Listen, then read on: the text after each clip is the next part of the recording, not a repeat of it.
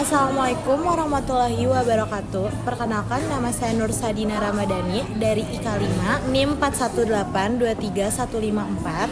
Sebagaimana juga ilmu sosial lainnya, maka ilmu komunikasi tradisi penelitian yang sama dengan cabang-cabang ilmu sosial lainnya, bidang kajian serta objek yang berbeda menyebabkan penelitian komunikan memiliki perbedaan secara formal dengan cabang ilmu sosial lainnya.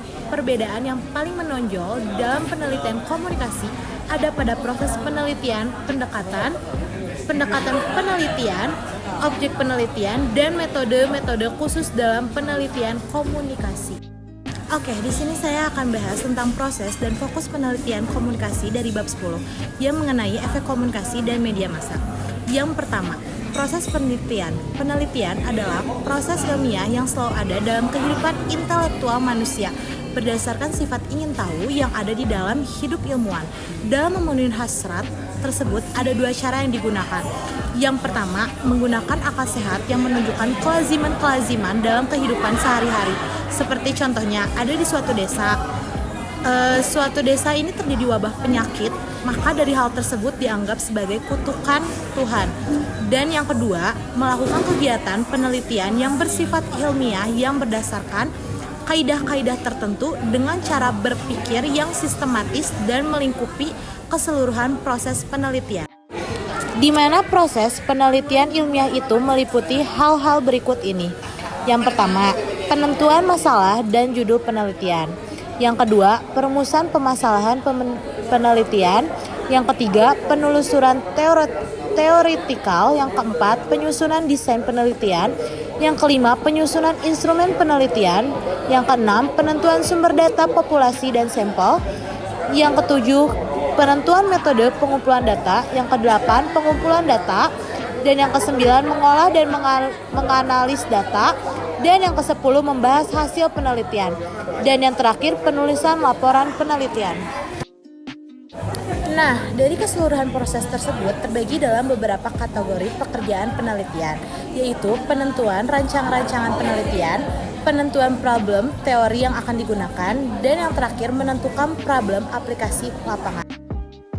Penentuan rancangan penelitian adalah bagaimana penelitian merancangkan model penelitian yang akan dilaksanakan mulai dari rancangan problematik, rancangan teoritik, dan rancangan metodologi, sampai dengan rancangan analisis dan hasil penelitian. Penentuan problem teori yang akan digunakan adalah bagaimana penelitian menentukan teori apa yang akan digunakan dan menjadi acuan dalam penelitian ini, sehingga peneliti memiliki kejelasan upaya mapping teori mulai dari grand theory, middle theory, sampai application theory. Penentuan problem aplikasi di lapangan yaitu bagaimana peneliti menentukan teknik pelaksanaan penelitian mulai dari uji coba, instrumen penelitian, aplikasi metode, dan pengumpulan data di lapangan sampai dengan analisis data, termasuk menentukan keterlibatan orang lain dalam setiap tahap aplikasi di lapangan. Oke, yang kedua yaitu fokus penelitian. Fokus penelitian komunikasi berhubungan dengan bidang-bidang kajian komunikasi yang berkembang sampai saat ini, baik kajian mikrokomunikasi yang berhubungan dengan kajian spesifik maupun kajian makrokomunikasi yang berhubungan dengan kajian sosiologi, antropologis, politik, ekonomi, dan sebagainya. Yang dimaksud fokus penelitian komunikasi adalah kajian mikrokomunikasi yang berkisar pada kajian-kajian yang berhubungan antara komponen komunikator, pesan, media komunikasi, komunikan, dan efek ini. Penjelasan lebih lanjutnya. Yang pertama, dimulai dari komponen komunikator yang merupakan sumber informasi guna menyampaikan pesan dalam proses komunikasi. Dalam sisi ini, metode penelitian yang dapat dipergunakan adalah metode survei studi kasus dengan tipe penelitiannya berupa tipe deskriptif dan evaluatif. Dan yang kedua, komponen pesan atau informasi yang dikirim oleh komunikator ke komunikan. Pesan di sini dapat diteliti melalui metode penelitian analisis isi, analisis wacana, metode hermeneutika, ataupun audit komunikasi dengan tipe penelitian eksplanatif dan deskriptif. Dan yang ketiga, komponen media komunikasi atau channel yang digunakan oleh komunikator untuk sampai pesan pada komunikan. Analisis yang mengkaji tentang media komunikasi umumnya bersifat deskriptif, evaluatif, dan metode penelitian berupa studi kasus dan analisis jaringan.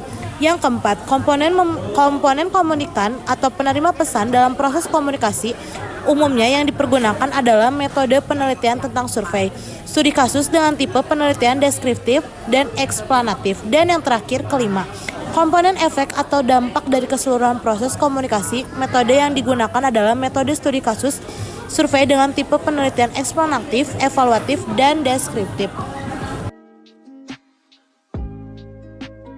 Nah, dari kajian-kajian komunikasi dalam perspektif yang lebih luas serta bersentuhan dengan bidang-bidang lain yang memungkinkan kaji komunikasi diperbesar dan ciri terhadap bidang-bidang sosial dan lahirnya kajian-kajian baru dalam studi-studi komunikasi dalam rangka membesarkan disiplin ilmu komunikasi. Bidang kajian tersebut antara lain yang saya sebutkan. Nah, yang pertama ada komunikasi interpersonal, face-to-face communication. Yang kedua, komunikasi antar kelompok, kelompok to kelompok. Dan yang ketiga, komunikasi massa, kekuatan media. Yang keempat, komunikasi politik, hubungan negara dan masyarakat. Yang kelima, komunikasi organisasi. Yang keenam, komunikasi antar budaya, hubungan etnis, suku dan budaya komunikasi. Yang ketujuh, sosiologi komunikasi, perkembangan media massa. Yang kedelapan, hukum komunikasi dan hukum media dan disorder. Yang kesembilan, semiotika komunikasi, hubungan antara simbol dan makna komunikasi.